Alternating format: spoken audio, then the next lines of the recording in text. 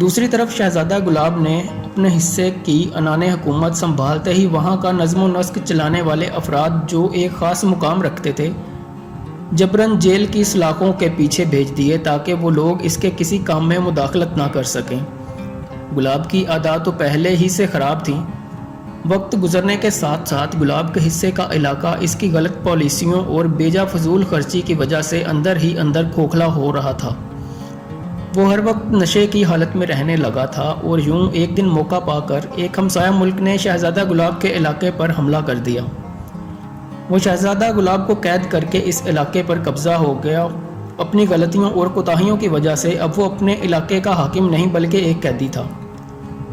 اس نے ان تمام اہم افراد کو جو کاروبار حکومت چلانے کے ماہر تھے، فوج جن کے زیر اثر تھی، ان کو جیل کی تاریخ کوٹھڑیوں میں ڈال دیا تھا۔ یوں وہ اپنی فوج کو استعمال ہی نہ کر سکا اور شکست کھا گیا۔ شہزادہ سکندر کو جب اپنے بھائی کی شکست اور علاقے پر کسی اور کے قبضے کا علم ہوا تو وہ چین سے نہ بیٹھ سکا۔ اس نے اپنی تیار کردہ بھاری فوج لے کر مخالف فوج پر حملہ کر دیا۔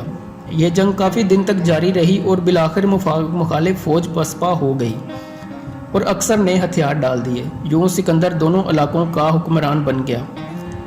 سکندر کا انداز حکمرانی بالکل مختلف تھا۔ وہ عوام کے دکھ سکھ میں ان کے ساتھ ساتھ رہتا۔ اس نے کبھی بھی عوام کو یہ احساس نہ ہونے دیا کہ وہ رعایا ہیں۔ اس کے اس انداز حکمرانی پر عوام اس پر فریفتہ تھی۔ اس نے اپنی ذہنی صلاحیتوں سے کام لیا اور عوام سے وہاں کی پتھریلی اور بنجر زمین کو بھی خرید لیا۔ جہاں فصل بارانی تھی اب وہاں کے لوگوں سے اس نے کنویں کھدوا کر نئے کھیتوں کو پانی سے سیراب کر دیا اور دیگر کاموں میں بھی یہ انداز اختیار کیے رکھا۔ بادشاہ سلامت کو جب گلاب کی شکست اور قید کا علم ہوا تو وہ بہت پریشان ہوئے۔ پھر اچانک سکندر کی جواں مردی اور اعلیٰ ذہنی صلاحیت سے وہ علاقہ پھر حاصل کرنے کا سنا تو انہیں بہت خوشی ہوئی، مگر ان کی سمجھ میں یہ نہیں آ رہا تھا کہ وہ سکندر کی فتح کا جشن منائیں یا گلاب کی شکست کا افسوس۔ ایک کی شکست اور ملک کھو دینا اور دوسرے کی ذہنی صلاحیتوں اور بہادری، یہ دونوں باتیں ہی قابل غور تھیں۔ کافی سوچ بچار کے بعد بادشاہ سلامت کو سکندر کی لیاقت اور صلاحیت پر فخر محسوس ہو رہا تھا اور گلاب کی کم ہمتی، بے راہ روی اور نالائکی پر افسوس۔ گلاب قید میں تھا۔ بادشاہ نے سکندر سے اس کی رہائی کا کہا تو فرمان بردار شہزادے نے سر تسلیم خم کیا اور گلاب کی رہائی کا وعدہ کیا۔ گلاب نے بڑے بھائی سے معافی مانگی اور ہمیشہ اس کے ساتھ مل کر عوام کی خدمت کرنے کا سچا وعدہ کر لیا۔ بادشاہ سلامت نے اب حکمرانی کا فریضہ مکمل طور پر شہزادہ سکندر کے حوالے کرنے کا سوچ لیا۔ بادشاہ سلامت نے کئی ممالک کے بادشاہوں کو ایک مقررہ دن اپنے ہاں شاہی محل میں دعوت نامے ارسال کر کے مدعو کیا۔ اس روز بادشاہ سلامت نے اپنے خاص پروگرام کا اعلان کرنا تھا۔ شاہی محل تقریباً مہمانان گرامی سے بھر چکا تھا۔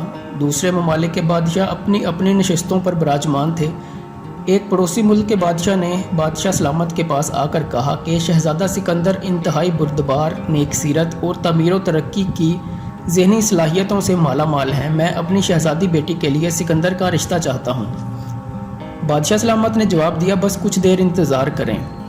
تھوڑی دیر بعد بادشاہ سلامت یوں مخاطب ہوئے، معزز مہمانان گرامی، آج میں بہت خوشی سے اس بات کا اعلان کرتا ہوں کہ شہزادہ سکندر بہت ہی ذہین اور ملک و عوام کی بہتری کے لیے بہترین منصوبہ ساز ہیں۔ میں پورے ملک کی حکمرانی شہزادہ سکندر کے حوالے کرتا ہوں اور ساتھ ہی سلطان واسطی کی بیٹی شہزادی نیلم سے اس کی منگنی کا اعلان بھی کرتا ہوں۔ بادشاہ سلامت نے اس اعلان کے ساتھ ہی شہزادہ سکندر کے سر پر تاج پہنایا۔ وہاں موجود ہر فرد خوش تھا اور حیرت سے سکندر کو دیکھ رہا تھا۔ بادشاہ سلامت کو بھی اس کی سمجھ آ گئی تھی کہ انسان شکل کا جتنا بھی خوبصورت کیوں نہ ہو، اگر وہ فطرت اور خصلت اچھی نہیں تو وہ جانوروں سے بھی بدتر ہے، اور اسی احساس سے انہوں نے آج شہزادہ سکندر کو بادشاہی تاج پہنایا تھا۔